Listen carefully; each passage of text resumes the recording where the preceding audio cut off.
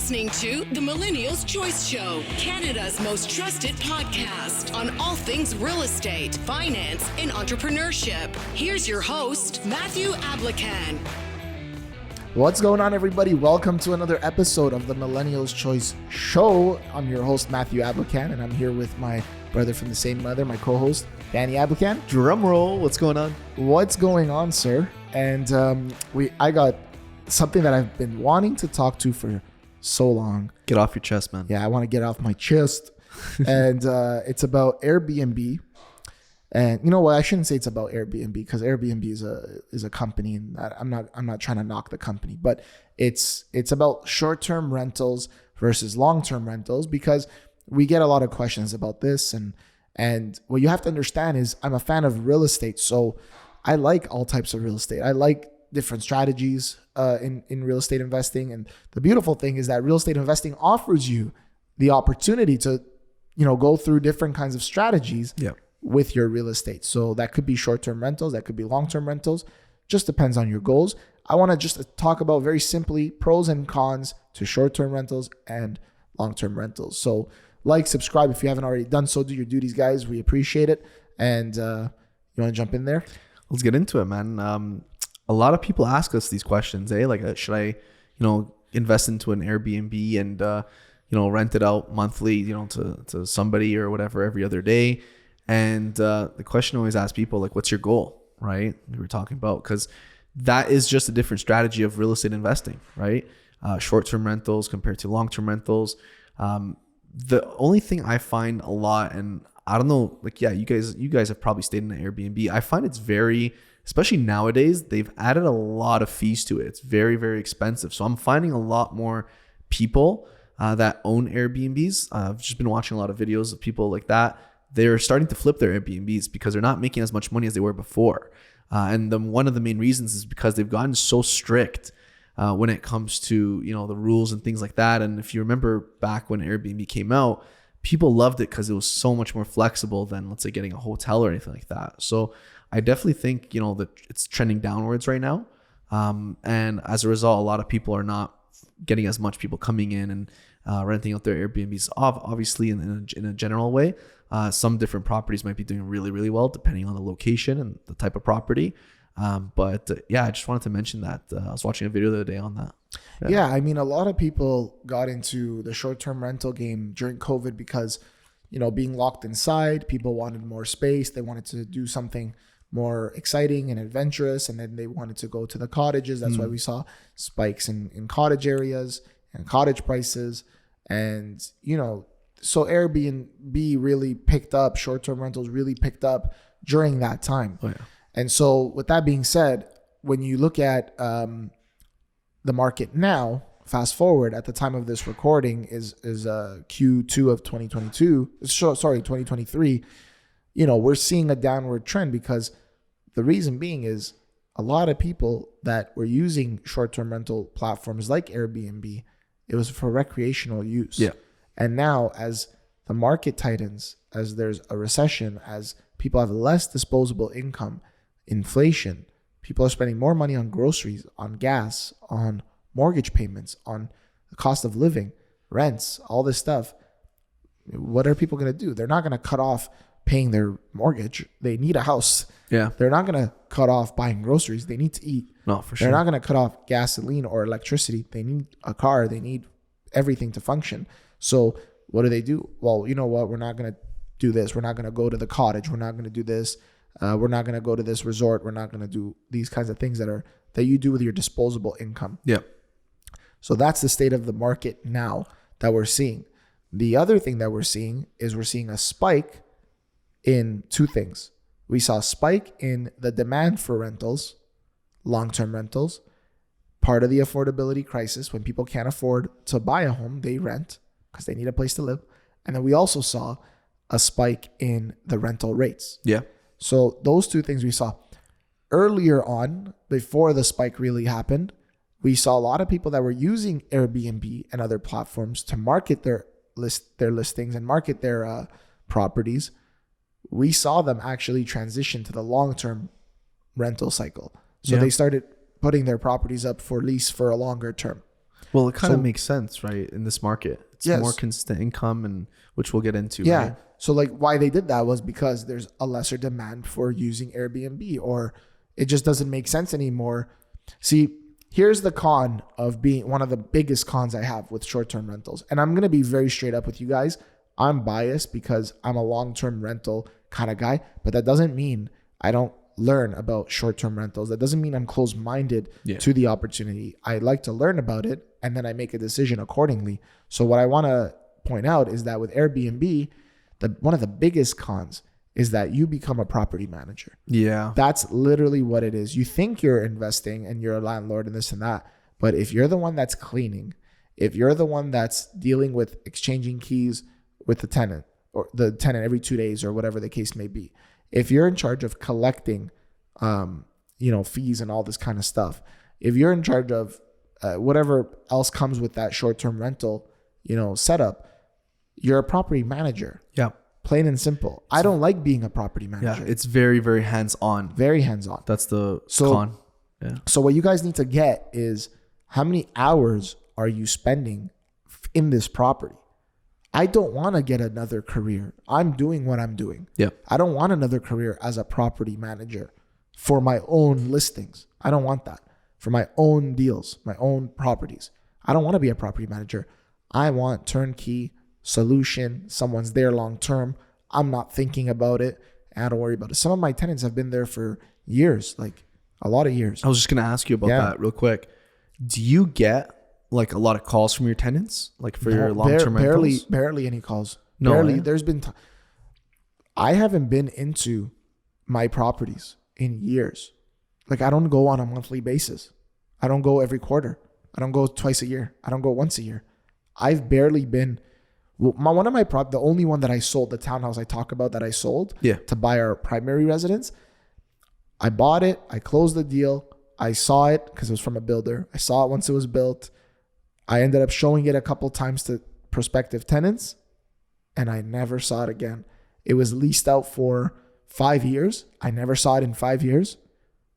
And when we got ready to sell it, the tenant was still living there, and we sold it with the tenant living there. I never saw it. We never took pictures. That's awesome. Yeah. Yeah. So just going back to what you were saying. Actually, I saw it through the pictures with the tenant stuff, but I've never been through the property. Yeah. So you didn't spend a lot of time in the property, right? No. And my time is so important that's why I'm saying this to you guys. Like as a short-term, rental property, like as a person, you're spending more hours. So what's your time worth? Yeah. So you might say, well, yeah, we're going to be, you could rent it long-term for $2,000 a month, but we could get $4,000 a month if we do Airbnb. Okay. You're not renting it out every single day. No. Using Airbnb. There is vacancy you have to account for. Number one. Number two, in markets, like I said, that are like this market where there's less people spending disposable income because there's less disposable income, and to go to short-term rentals like cottages and stuff like that, you're vacant most of the time.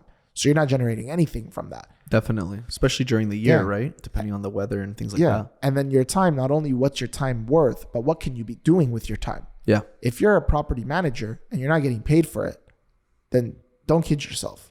You're better off putting it in a long-term rental and get a second side hustle doing something else and make more money. Yeah. That's how I would look at it. If you're looking at it from that perspective of dollars versus time, that's how I would look at it. What if somebody were to ask you, and I think I know how you're going to answer this. What if somebody asked you, but Matthew, there's so much more risk, I think, that happens with long-term rentals. What if the person doesn't pay me rent? They stay there. What would I do? That's such a big risk for me. Why can't they do that with Airbnb? Yeah, I knew you were going to say that. Why can't they do that if somebody wants to stay in your property and trespass and do all squatter, that stuff, be a squatter, it's going to happen. Yeah. So you have to, if anything, there's less risk to a long-term rental. Like my tenants that have been living in one of my properties for 4 years now, there's way less risk of them. They've been there for 4 years. They've been paying every single month early and accepting every rate hike or rental rate hike that I propose to them in accordance with the province and whatever. Yeah. There's less risk in that deal. Also, I get a deposit. I get a last month's deposit. Maybe I had one tenant who voluntarily paid the whole year. I didn't ask for it. We did a deal, first and last month's rent. The deal was done where the guy's going to move in. And then he just reached out to me and said, do you mind if I just pay the whole year in advance? I'm like, I don't mind. They just didn't want to pay every month. Some people just aren't good with managing money, and they say, you know what, if I have this money with me, I know I'm going to spend it or blow it. That's true. That's so a really good I just point. want to, here you go for the year. I want to have a place to live. So I got my 12 months of lease money up front. Like, that's not risky. Also, you're not screening anybody with Airbnb. You're not screening anybody with short-term rentals. How are you screening them? The review they have? No, we definitely screen a lot more when we're doing long-term rentals. We screen them so much. Like a lot. So much. That doesn't mean stuff doesn't happen. No, but it's less likely to happen, because we mitigate that risk through the extra screening stuff that we do for tenants and things like screening, we do credit checks. We do employment verification. We check out, sometimes bank deposits. Previous landlords. Landlords' references. Yeah. Did you sell a house and you're gonna move into? Show me the house that you sold. Yeah. Show me the debts you have, in detail. So there's so much more screening that we do, and then also the consistency in the income is what matters for me as well. That's one of the pros of long-term rentals. Definitely, 100%. Yeah. So it's one of those things where, again, depending on the Airbnb, like you could have an Airbnb generating you a lot of money depending on the location and the actual property type. Let's say it's a cottage, right? And it's winterized, and let's say, I don't know, like in a very popular place where there's high demand, right? And people go there a lot for skiing and whatnot and those kind of things. You can make a lot of money out of it. The only question, like Matthew was saying, is how much time are you really putting into it, right? Yeah. So if you're finding yourself putting a lot of time into it, then you do have to calculate that, right? In regards to your bottom line and how much you're actually netting after expenses and your time and things like that, as opposed to a long-term rental where, yeah, you know what? You do a lot of screening up front, right? That is true. We do take a lot more time up front, but it leads to a longer relationship where they're paying you monthly for many, many years. And there's just less risk in that case because it's long term, right? Yeah, and the other thing to keep in mind is that, from a financing standpoint, like what I want to do to create wealth is I want to buy real estate, rent it, stabilize it, and then just move on to another property. Yeah, that's how I look at it. Build up my capitals or credit, and then go do it again. That's how I look at it. So for short-term rentals, you can't really do that because your time is so focused on that one property. Whereas now with a long-term rental, I can rent it out. The bank will see that I have a lease agreement in place. They'll take 50%, 75%, or even 100% of that rental income and count it against my mortgage, my debts. Yeah. And then I can go do it again with another property. With Airbnb, it's not consistent. Yeah, no. It's not Banks consistent. don't like that. Banks don't like that. Lenders don't like that. Especially these days when they're tightening up on like a lot of rules and restrictions. Yeah. They would definitely prefer a long-term rental over short-term. So you have that to your advantage if you're looking to rent it out long-term. And then also you have the situation where like different municipalities will allow it, different buildings will allow it versus not allowing it. Different municipalities will allow it versus not allowing it. And there's restrictions in place. You can't be renting it out via Airbnb every single day. Yeah. Some governments don't allow that.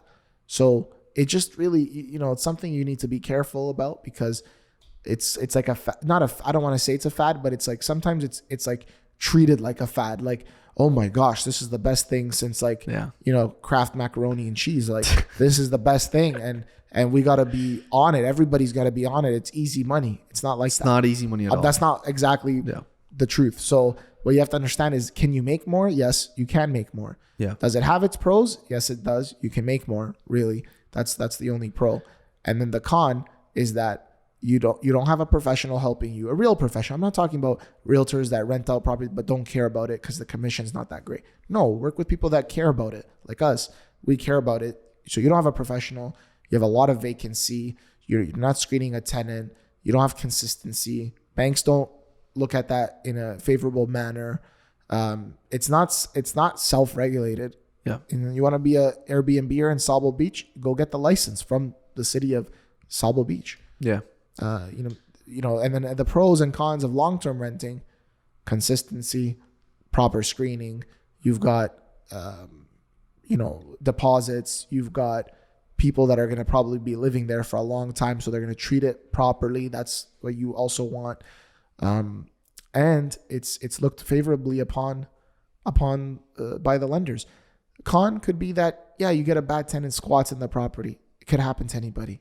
Con would be you are not getting as much as you maybe could with your Airbnb or short-term rental, but you're also spending less time in it. So last point, I was just going to say, yeah, if somebody's going to squat in a property, whether it's a long-term rental or Airbnb, they can do it regardless, right? If someone's going to destroy or damage your property, there's been actually probably many more times where people just destroy an Airbnb because they're only there for 1 day or 2 days. Oh, there's been very short term. There's been murders. There's been shootings. Crazy stuff. Killings right? at Airbnbs. Because they don't care. They're you don't there know and who's they're coming leaving. in. Yeah, exactly. And now all of a sudden that happens on your property. All the money you thought you made, now there's a stigma attached to the property, and you need to disclose somebody's been murdered on this property one day when you go to sell it, or I think even when you go to lease it out. There's a stigma now people need to be aware of. So why risk that? You're allowing strangers. Again, you're operating as a hotel. Yeah, that's what it is. Temporary stays. So exactly, choose the route you want to take. It's not for everyone. I don't want it. I don't want to bother myself with it, the time and all that energy and effort. I like turnkey. Yeah, turnkey is the way to go, man. Yeah. Let us know your thoughts on this. I know a lot of you guys love Airbnb and short-term rentals. I want to hear your thoughts. Maybe we missed something. Let us know. Yeah. Again, it's not something we do or engage in. Drop something in the comments. Give us some knowledge. Let's help each other out, right? Let's grow ourselves and our mindsets. And like and subscribe. Leave us a comment. And until next time, you guys, we're out. Thanks for watching.